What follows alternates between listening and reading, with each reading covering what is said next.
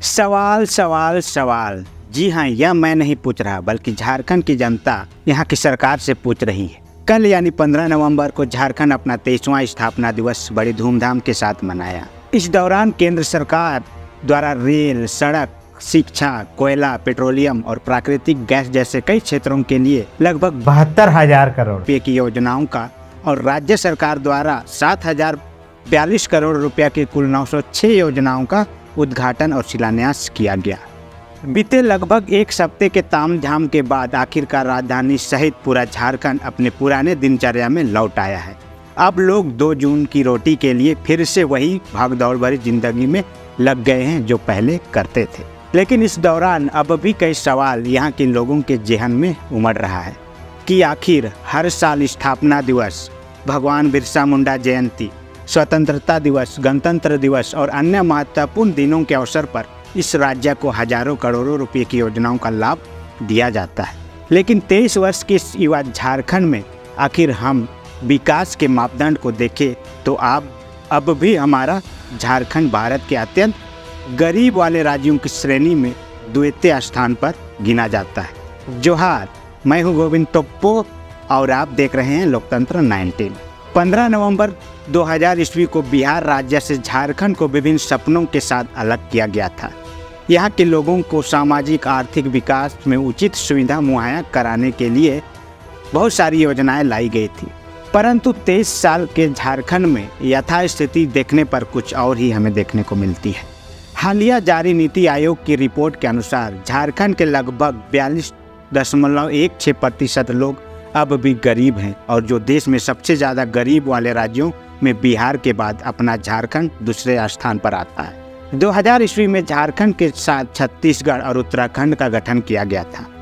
आज तीनों ही राज्य अपने अपने तरीके से तेज़ी से आगे तो बढ़ रहे हैं, परंतु इन तीनों छोटे राज्यों का आपस में तुलनात्मक अध्ययन करने पर स्पष्ट होता है कि सामाजिक आर्थिक विकास के पैमाने में हमारा झारखंड बाकी राज्यों की तुलना में काफ़ी धीमी गति से विकास कर रहा है। उद्योगों को आकर्षित करने के मामले में जहां छत्तीसगढ़ और उत्तराखंड दोनों राज्यों ने झारखंड से बेहतर प्रदर्शन किया है, हालांकि मध्य और लघु उद्योगों में झारखंड बेहतर काम कर रहा है।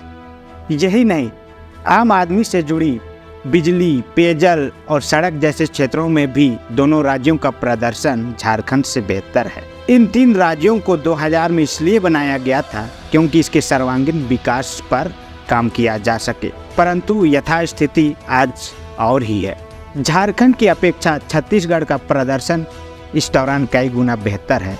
नीति और इसके क्रियान्वयन की स्पष्ट कारण के कारण गरीबी का तक राशन की पहुंचाने मामले में छत्तीसगढ़ पूरे देश में मिसाल बन गया है। इसके अलावा केंद्र सरकार और राज्य सरकार दोनों ही हेल्थ सेक्टर में बड़ी बड़ी उपलब्धियों की गिनती करते हैं और कहते हैं कि हमने यहाँ पे एम्स बनाया, हमने यहाँ पे सरकारी सुविधाओं से लैस विभिन्न सरकारी अस्पतालों का निर्माण किया, लेकिन तथा स्थिति कुछ और ही है। आज भी हमारे झारखंड में 48% लोग कुपोषण के शिकार हैं। जी हाँ, इस आंकड़े से आप समझ सकते हैं राज्य की लगभग आधी आबादी कुपोषण से शिकार है, मतलब उन्हें पौष्टिक आहार की कमी है और इससे तय होता है कि यहाँ की गरीबी रेखा कितनी नीचे है। तो वहीं खनिज संपदाओं से भरपूर झारखंड के मामले में पलामू, संथाल प्रमंडलों के राज्यों में चतरा, पाकुड़, साहिबगंज, गढ़वा जैसे जिले सर्वाधिक गरीब वाले जिलों की श्रेणी में आते हैं। यह आंकड़े बहुत भयानक है क्योंकि पूरे देश को लगभग 40% खनिज संपदा देने वाला हमारा झारखंड अब भी विकास के नाम पर कोसों दूर है। यहाँ की बालू दूसरे राज्यों में बेची जाती है, यहाँ के कोयले से दूसरे राज्य बिजली उत्पादित करते हैं। राजस्व के नाम पर यहाँ के खनिज संपदाओं का बंदरबाट किया जाता है। कोयला, लोहा, अभ्रक, बालू, गिट्टी, पत्थर जैसे प्राकृतिक संसाधन यहाँ भारी मात्रा में पाए जाते हैं, लेकिन इनका दोहन कोई अन्य राज्य करता है। अब भी झारखंड में कोयला उत्पादन की क्षमता अन्य राज्यों की अपेक्षा कम है। आखिर क्यों, यह सवाल जनता के मन में उमड़ती है। आज़ादी के 75 वर्ष गुजर चुके हैं। इतने लंबे वर्षों के बाद भी झारखंड के 32,620 गाँव की स्थिति अगर आप देखेंगे तो आज भी ये 18वीं और 19वीं सदी के दौर तरीके से चल रहे हैं। अगर हम इस राज्य के विकास के पैमानों की बात करें तो कहीं कोई पहाड़ियन जनजाति की महिला भूख से तड़प तड़प कर मर रही है तो कोई 21वीं सदी के इस टेक्नोलॉजी युग में हैजा और डेंगू जैसे बीमारी के इलाज के अभाव में मर रहे हैं।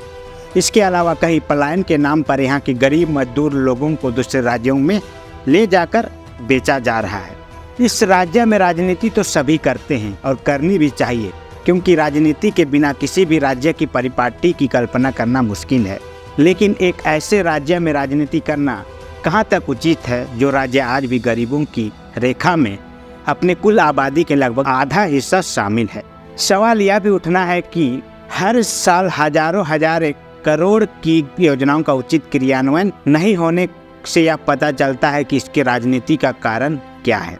सवाल यह भी उठता है कि इस राज्य में आदिवासी के नाम पर वोट बैंक की राजनीति की जाती है, लेकिन यहाँ के 32 जनजातियों की स्थिति क्या है यह किसी से छुपी नहीं है। सवाल यह भी उठता है कि आखिर कब तक इस राज्य के साथ छल किया जाता रहेगा। इन सभी सवालों के साथ इस वीडियो को हम यहीं समाप्त कर रहे हैं। बाकी सवाल आपके लिए भी है और इस सवाल को आप भी उठाना शुरू करिए, क्योंकि वोट बैंक आप हैं और आप सत्ता को सरकार में बैठाते हैं, इसलिए सवाल करने का हक आपको बनता है। बाकी आज के लिए इतना ही।